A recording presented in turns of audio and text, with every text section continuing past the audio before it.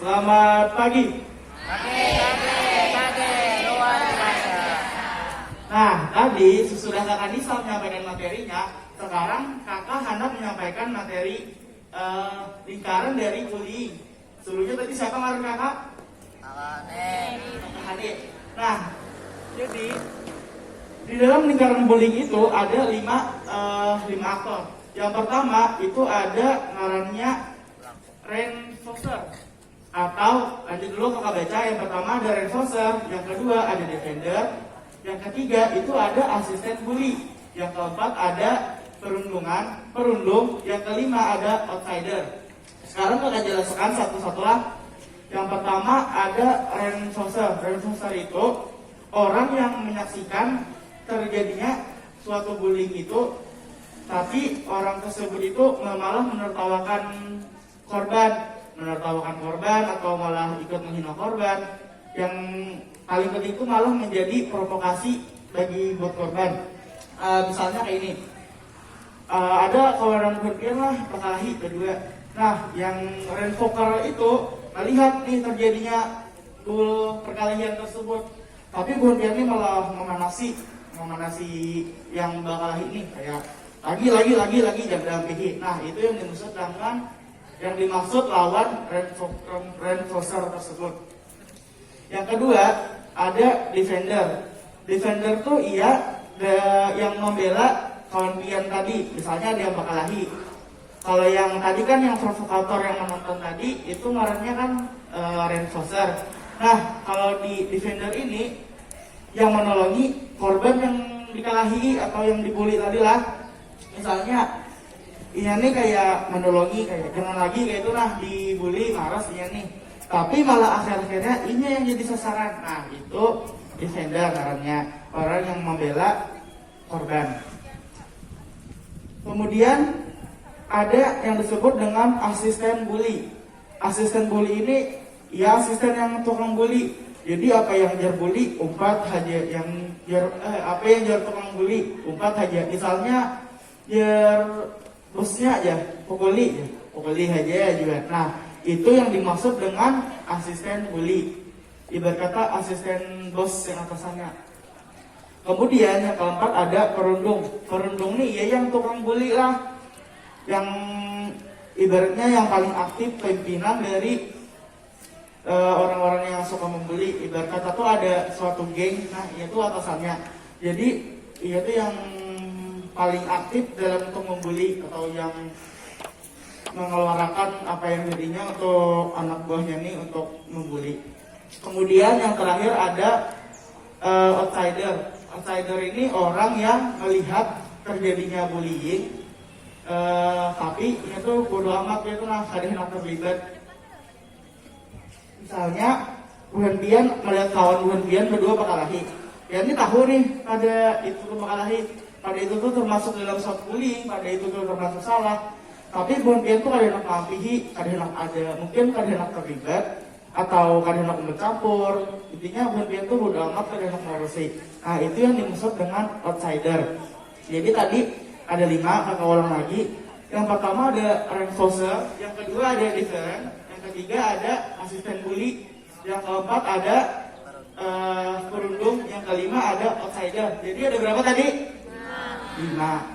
Nah, kemudian lanjut dengan contoh bullying itu apa aja Geran? Nah, jadi bullying itu ada 4. Yang pertama bullying fisik, yang kedua ada bullying verbal, yang ketiga ada bullying sosial, yang keempat ada cyberbullying.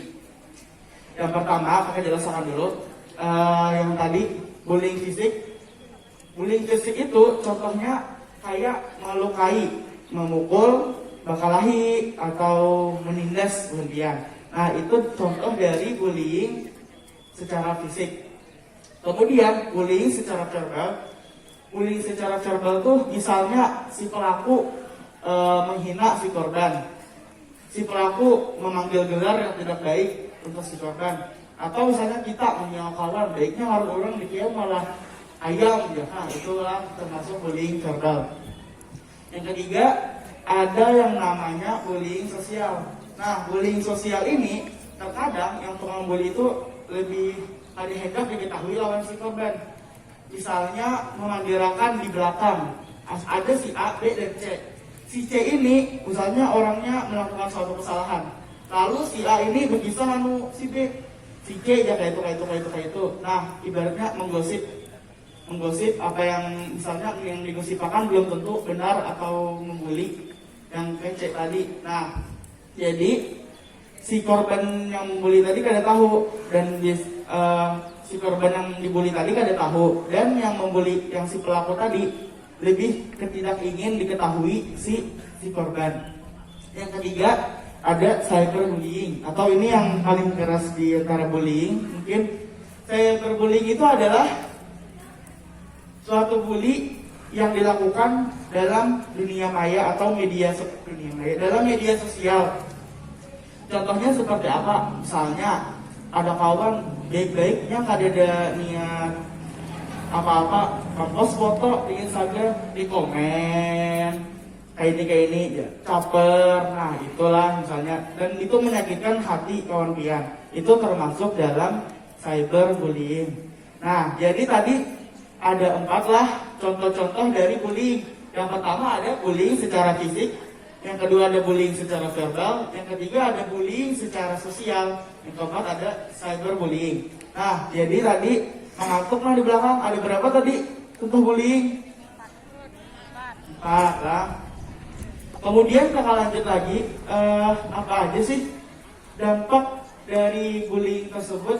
Nah, jadi dampak dari bullying tersebut lah, misal berpian yang merasa ada berpian, jangan nauzubillah. Jadi dampak dari bullying bagi biasan aktor itu, untuk yang tukang bully itu biasanya prestasinya menurun, kemudian sering membolos sekolah, peringkat menurun juga, sering menentang orang tua, sering keluar dari absen, termasuk merokok, mencoba narkoba, terutama lah yang pernah terjerat pidana atau yang pernah terjerat dalam lingkungan otoritas.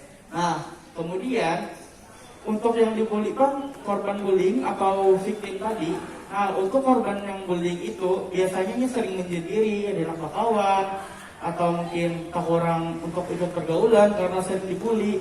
Habis itu sering merasa sendiri, kurangnya teliti dalam belajar, sedih, marah, misalnya. Itulah, jadi yang dibully itu merasa tersakiti untuk kayak jangan sampai yang dibully ini terpikir ada enak lagi ke kawan atau mencoba kawan yang lain karena ia dibully. Kemudian yang ketiga, bagi penonton yang si bully atau disebut dengan bystander itu kadang berpikir itu tahu akan ini tuh terjadi dan tahu bullying itu terjadi, cuma ada mungkin dari yang penonton bullying itu ada yang malah menjadi provokator, atau ada yang malah menjadi umpat menindas yang dibully, atau ada yang lebih bodo amat, atau ada yang hendak umpat menolongi. Tadi itu yang dampak penonton. Nah, habis itu pulang apa aja kan konsekuensi dari bullying ini? Yang pertama lah, yang sebelumnya konsekuensi dari bullying ini ada 6. Yang pertama, orang yang merasa membuli ini dihantui rasa bersalah. Yang kedua, dari bullying ini, bullying itu terjerat dalam undang-undang. Yang ketiga, dari bullying ini dipandang buruk oleh masyarakat. Yang keempat, berpotensi masuk penjara. Yang kelima, diberi hukuman selayaknya hukuman bagi orang yang zalim. Yang keenam, dikeluarkan dari sekolah. Nah, jadi orang yang suka membuli itu atau dan apalagi yang korban bully itu sampai sakit hati lah, sampai garing misalnya, itu yang membuli itu pasti memiliki benar rasa dihantui rasa bersalah. Mungkin kayak kayak aku mulai kayak ini. Nah, itu dihantui rasa bersalah yang pertama tadi. Yang kedua, terjerat undang-undang. Bullying ini termasuk dalam undang-undang Dasar Republik Indonesia, mau tahu. Nah, termasuk dalam undang-undang. Jadi, bila buan pian bully atau buan pian masuk ke dalam dunia bullying, itu sama aja buan pian melanggar undang-undang Republik Indonesia. Yang ketiga, dipandang buruk oleh masyarakat. Nah, kenapa? Pasti orang yang ketujuh membuli itu dipandang buruk masyarakat. Tadi mungkin kalau masyarakat tuh memuja-muja orang yang ketujuh menyambut orang atau yang ketujuh bakal lahi misalnya. Yang keempat, lanjut tadi, berpotensi masuk penjara. Nah, karena bullying ini termasuk dalam undang-undang, jadi sangat kemungkinan besar ketika Bonbian masuk ke dalam bullying ini atau Bonbian melakukan bullying, itu Bonbian sangat berkemungkinan besar untuk dicobloskan ke dalam penjara. Kemudian hukuman biasa orang yang bullying tadi itu setara hukuman orang zalim. Kenapa? Karena misalnya bisa jadi ya si korban ini baik-baiknya anak hidup malah baik-baiknya berbaju ini malah karena hinaan dari hentian misalnya. Nah, itu sama aja kayak berangkat orang zalim. Kemudian yang keenam itu bisa dikeluarkan dari sekolah. Apalagi pun misalnya lebih benar bullying, itu pantas untuk dikeluarkan dari sekolah. Nah, jadi tadi ada 6 lah yang konsekuensi dari bullying ini. Yang pertama tadi yang dirasa bersalah, kemudian yang kedua terjeratnya undang-undang, yang ketiga dipandang buruk oleh masyarakat, yang keempat berpotensi masuk penjara, yang kelima mendapatkan hukuman selayaknya orang zalim, yang keenam dikeluarkan dari sekolah. Jadi ada berapa tadi? 6. Yang muka jangan bandir lah. Nah, kemudian apa aja sih hak yang direnggut dari bullying ini? Nah, selanjutnya akan dijelaskan oleh kakak Abdi lah, apa aja hak yang direnggut dari bullying ini. Selamat pagi. Pagi, luar biasa. Silahkan ya Kak Abdi.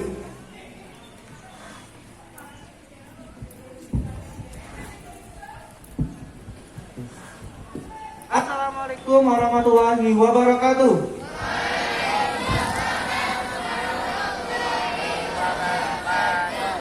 Selamat pagi. Pagi, luar biasa. Oke, alhamdulillah luar biasa.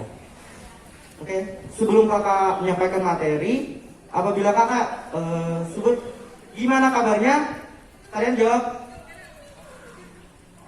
alhamdulillah luar biasa, Allahu Akbar. Oke, thank you Mas. Gimana kabarnya? Alhamdulillah luar biasa, Allahu Akbar. Oke, terima kasih kepada teman-teman semua. Di sini udah tahu kan nama kakak siapa tadi? Oke, kakak langsung masuk aja ya penyampaian kakak hari ini. Kakak ingin menyampaikan hak-hak yang akan hilang terhadap anak. Oke. Apa aja sih hak-hak yang akan hilang terhadap anak? Mungkin ada beberapa hak-hak yang akan hilang terhadap anak atau yang akan direnggut oleh anak gitu. Yang pertama adalah hak untuk kelangsungan hidup. Kemudian yang kedua, hak untuk tumbuh dan berkembang. Kemudian yang ketiga, hak untuk terlindung dari kekerasan atau diskriminasi. Kemudian yang keempat adalah hak untuk memperoleh rasa aman. Kemudian yang kelima adalah hak untuk dihargai dan dihormati. Oke, jadi ada 5 hak-hak yang akan hilang terhadap anak.